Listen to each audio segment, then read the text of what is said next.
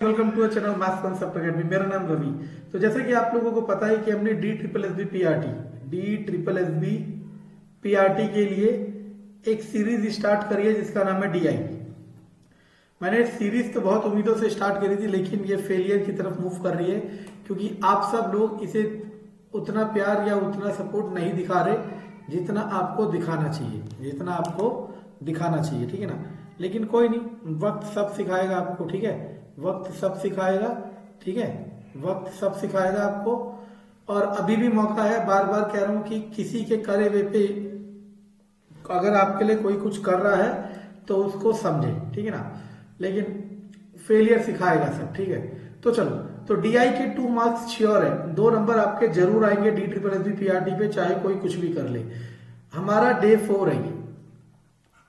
अब 2-2 क्वेश्चन में इसलिए कराता था क्योंकि मैं चाह रहा था कि आपको एग्जैक्टली एग्जाम की फील आए, लेकिन ये मार्केट इतना गंदा हो चुका है कि यहाँ पे आपको एग्जाम की फील या एग्जाम से कोई लेना देना नहीं है, आपको चाहिए सिर्फ एंटरटेनमेंट, ठीक है ना। चलो, तो क्वेश्चन नंबर 2 आपके लिए होमवर्क है, ठीक है ना। सब बच्चे ट्राई करेंगे और मुझे इसका आंसर बताएंगे, ठीक है ना, कि कैसे आंसर आएगा और क्या आएगा, ठीक। और देखना, अगर पाई चार्ट का क्वेश्चन आया इस तरीके का तो वो टफ आएगा, ठीक है। और अगर किसी से नहीं होता तो मुझसे पूछेगा और मैं उसे सॉल्यूशन बताऊंगा, और नहीं पूछोगे तो कोई बात ही नहीं है। मैं अपने लिए तो कर नहीं रहा है सब, ठीक। उसने हिस्टोग्राम दे रखा है, कह रहा है किस वर्ष में पौधे की ऊंचाई सबसे कम बढ़ी है। तो देखो, यहाँ कितने का इंक्रीमेंट हुआ, 8 का। यहाँ कितने का इंक्रीमेंट हुआ, 18 का। यहाँ कितने का इंक्रीमेंट हुआ, 45 का। यहाँ कितने का इंक्रीमेंट हुआ, माइनस करके लिखते जाओगे। अब ना कई बच्चे ये सोचने लगते हैं कि सबसे कम तो ये हुआ है, लेकिन आप ढंग से नहीं देखे, वो प्रतिशत में पूछ रहा है। जैसे मैं एक एग्जांपल सेट करता हूं, आपके 100 रुपए से 120 रुपए हुए, 100 रुपए से 120 रुपए हुए। इसके 40 रुपए से कितने रुपए हुए, 70 रुपए हुए। यहां कितना बड़ा 30, यहां कितना बड़ा 20। इसका प्रतिशत निकालोगे तो 30/40 गुणा 100, 4 से 25, 25 दिया 75।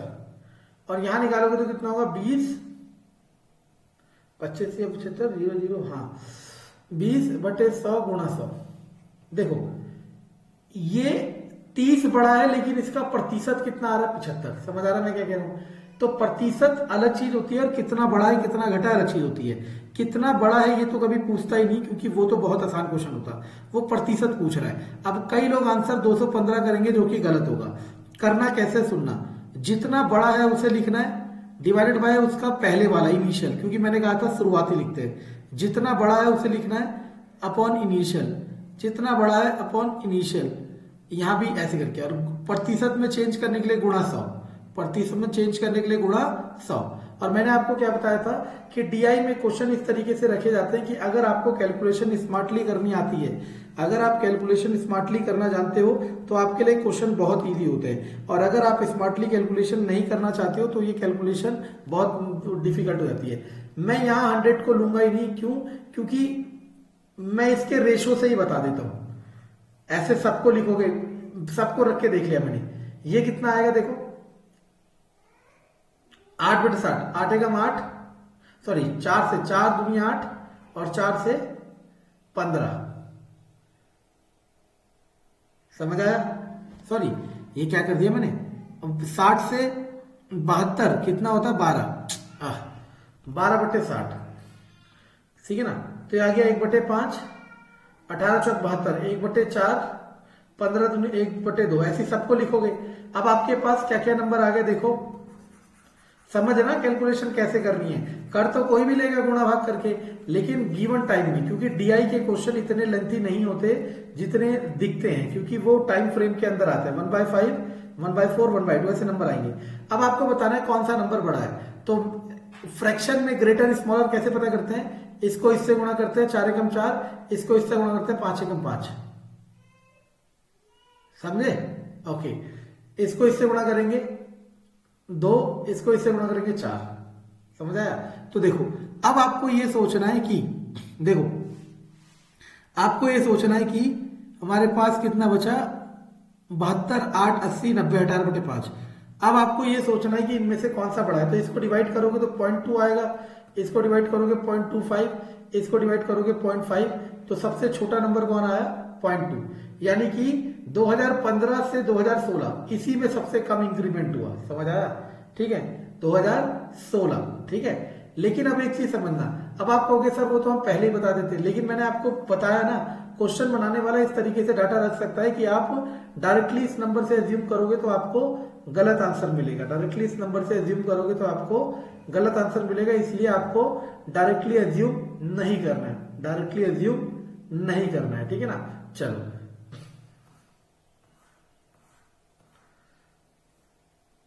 ये क्वेश्चन है PQRS की 3 ब्रांड ABC, इतना इतना इतना। अब वो कह रहा है कि कुल संख्या बताओ ABC की कुल संख्या, मतलब 600, 500, 650, 700 और 500, इन सबको जोड़ना है। तो जोड़ने के बाद कितना आ रहा है 3000। इतना आसान अगर आ गया तो आपकी मौज आ जाएगी, लेकिन इतना आसान नहीं आएगा।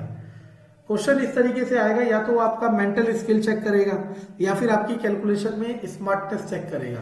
जैसे ये वाला मेंटल स्किल चेक करता है, यहाँ पे नंबर ढूंढने, तो देखो ए में पढ़ने वाले कुल छात्रों की संख्या, मतलब ए वाले सारे ऊपर रखने हैं। तो देखो जोड़ोगे कैसे, 0 को हटाओ, 7 5 12 3 15 और 1 16, 16 तो 18 की 8, हासिल लगो 1 5 6 4 10 4 14 3 17 3 20 डिवाइडेड बाय एच में पढ़ने वाले कुल एच ये रे, इसलिए 0 को हटाई दो क्योंकि इसका भी 0 हटेगा ही, ठीक है, कैंसिल तो होगा डिवाइड, लेकिन 6 6 12 8 20 21 और 5 26, 2 2 4 6 6 3 9 9 4 13 13 4 17 17 6 23, 1 0 4 1 0 सॉरी 1 1 8, 5 और 2 5 और 9, आंसर आ गया 52:59। इस तरह का क्वेश्चन आ सकता है, क्योंकि इसमें जोड़ना, मतलब देखो डीआई के क्वेश्चन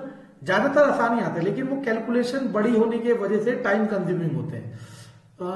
ओके, बी में क्यू कितना है 540, सी में कुल छात्रों की संख्या, सी में कुल छात्र, तो जोड़ लो तो कितना आ जाएगा 0 5 6 6 9 15 15 7 22 22 और 8 30 का 0, हासिल लगो 3 3 5 8 8 6 14 14 3 17 17 5 22 और 3 25 गुणा 100।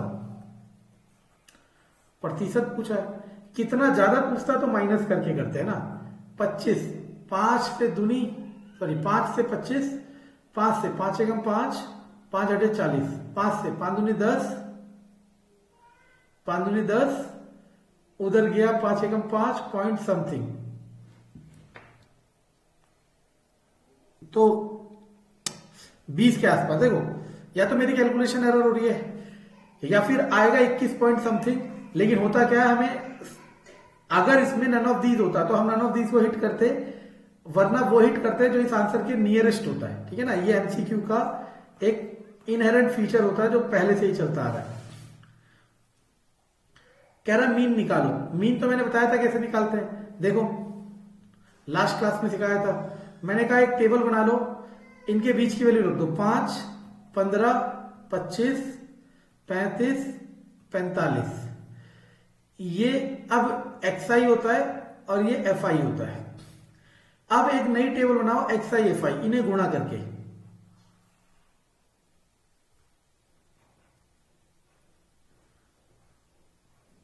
पच्चीस 150, 25 दूनी 50 500, 35 गुणा 25, देखो करना कितना आसान है, 35 20 जमा 5 लिख सकते हो, 35 दूनी 70, 700 तो ये आ गया। अब 35 पंजे कितना आसान है, 5 पंजे 25 की 5, ऐसे लगो 2 5 3 15 और 2 17, तो 5 7 और 8 875 और 450। अब मीन का फॉर्मूला होता है summation XI FI upon summation FI, मतलब ये XI FI की टेबल है, इन सब का समेशन करना है, समेशन मतलब ऐड कर लो, तो आ जाएगा समेशन XI FI, और समेशन FI मतलब FI वाले इन्हें भी ऐड कर लो, वो होता है समेशन FI, और यहां रख दो, आपको आंसर मिल जाएगा। और आंसर है शायद ये वाला, जो भी आंसर है, ठीक है ना। बस देख लेते हैं क्या है, गुणा भाग तो आप कर लोगे, ठीक है। थर्ड आंसर है, ठीक है ना। सॉल्व करना और आपको आंसर दिखेगा, ठीक है। चलो, याद होगा आपको लास्ट टाइम भी हमने एक ऐसा क्वेश्चन किया था। अब वो कह रहा है ये जो टेबल है ना, इस टेबल को कन्वर्ट करना है पाई चार्ट में। ये बहुत इंपॉर्टेंट क्वेश्चन है आपके लिए, लेकिन वही बात है ना, अगर यही चीज ड्रामाबाजी करके दिखाया जाए और अधूरा दिखाया जाए या फिर पेड कोर्स में कराया जाए तो आप पागलों की तरह भगवान समझ के करोगे। अब मैं आपको फ्री में करा रहा हूं आपके लिए, लेकिन आप नहीं समझ रहे हो। लास्ट टाइम इस क्वेश्चन में क्या था, इस क्वेश्चन में कहा था इसका जो मीडियन होगा उसका सेंट्रल एंगल पता करें, यही था ना क्वेश्चन। अगर जो सीरीज अच्छे से देख रहा है तो समझ आएगा। लास्ट टाइम ऐसा था कि उन्होंने कहा था कि इसका जो मीडियन आएगा उसका सेंट्रल एंगल पता करें। तो पहले हमने मीडियन कैलकुलेट किया था, लेकिन यहां पे डायरेक्टली उसने क्या रखा है कि मोर देन 40 to 50 का मतलब मोर देन 40 यही है। अब आप ये भी कह सकते हो कि सर अगर वो मोर देन 30 कहता तो हम क्या करते। मोर देन 30 वो कहता ही नहीं, क्योंकि मोर देन 30 में ये भी आएगा और ये भी आएगा, यानी कि फिर इन दोनों को एक सिंगल वैल्यू माननी पड़ेगी। ऐसा कभी नहीं कहेगा, वो डायरेक्टली एक वैल्यू स्पेसिफाई करता है। तो 25, 35, 32, 38.5 कोई एक वैल्यू स्पेसिफाई करता, आप उस वाले रेंज में चले जाते। लेकिन अब उसने वैल्यू स्पेसिफाई कर दी 40 से ज्यादा, तो यही है। तो पाई चार्ट का सेंट्रल एंगल कैसे निकालते थे मैंने बताया था, कुछ नहीं करना, जिसका एंगल निकालना है उसे ऊपर रखना है और इन सब का जो जोड़ के आएगा उसे नीचे रखना है। देखो 15, 35, 5, 40, 60 और 70 और गुणा कर देना 360, क्योंकि टोटल एंगल कितना होता है 360 डिग्री। 0 से 0 चला जाएगा, 7 से काटो, 7 पंजे 35, 1 7 एकम 7.11 51 पॉइंट समथिंग आएगा।